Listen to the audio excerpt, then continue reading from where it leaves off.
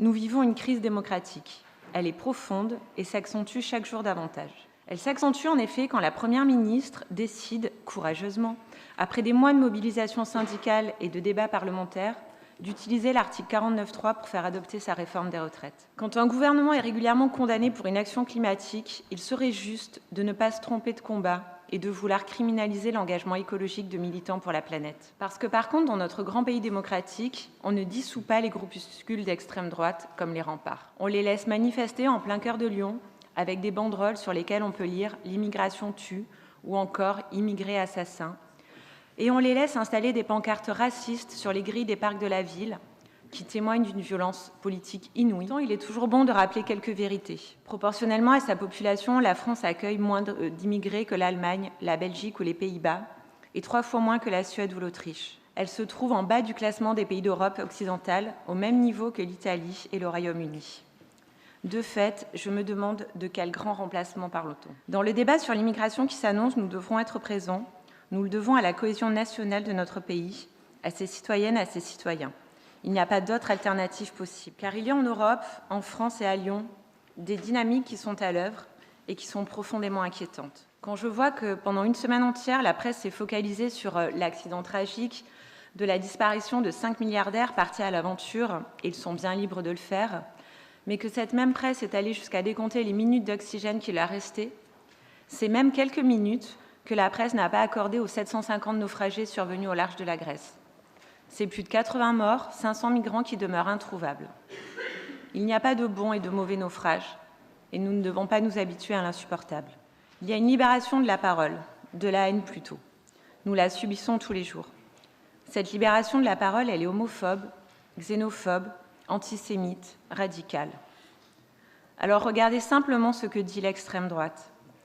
Quand Reconquête appelle à l'annulation d'une lecture de contes par des drag queens à la mairie du 9e dans le cadre du mois des fiertés, quand par 2 fois l'exposition sur les luttes LGBTQIA+, a été vandalisée dans le 5e arrondissement, quand les drapeaux arc-en-ciel de la mairie du 3e, suspendus à l'occasion du début de ce mois, sont arrachés et volés. Alors même que nous fêtons les 10 ans du mariage pour tous, nous constatons à Lyon une augmentation de 20% des violences LGBTQI-phobes. Alors l'heure n'est pas à la fête. L'heure n'est vraiment pas à la fête quand on se réveille un matin et que des vélobes ont été la cible d'une campagne anti-avortement de la part du groupe Les Survivants. Plus personne n'a peur d'exprimer ce qui était inexprimable. Les digues ont sauté. Alors je fais le vœu dans cette assemblée que nous n'en soyons pas là. Mais c'est peut-être un peu tard. C'est peut-être un peu tard, en effet, quand pour créer et alimenter des polémiques, des flux sur son compte Twitter, certains n'hésitent pas à diffuser de fausses informations. Oui, monsieur Oliver, vous l'aurez compris, c'est à vous que je pense. Vous avez été exceptionnel dans le rôle du caméraman filmant des camps de fortune aux abords de la Saône sans vous émouvoir une seconde de leur situation. Mais là, je dois l'avouer, vous vous êtes surpassé.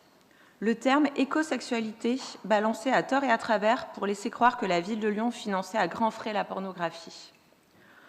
Vous déplorez la politique wokiste mise en place à la ville de Lyon. J'aimerais bien par ailleurs que vous définissiez ce concept, sauf à penser qu'il s'agit, comme vous le pratiquez, d'une adoration de Laurent Wauquiez.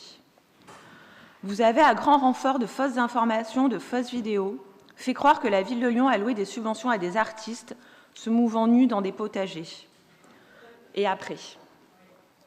Alors, avec tout le respect que j'ai pour vous, je vous prie de revenir à la raison, de cesser d'allumer la mèche, de souffler sur les braises.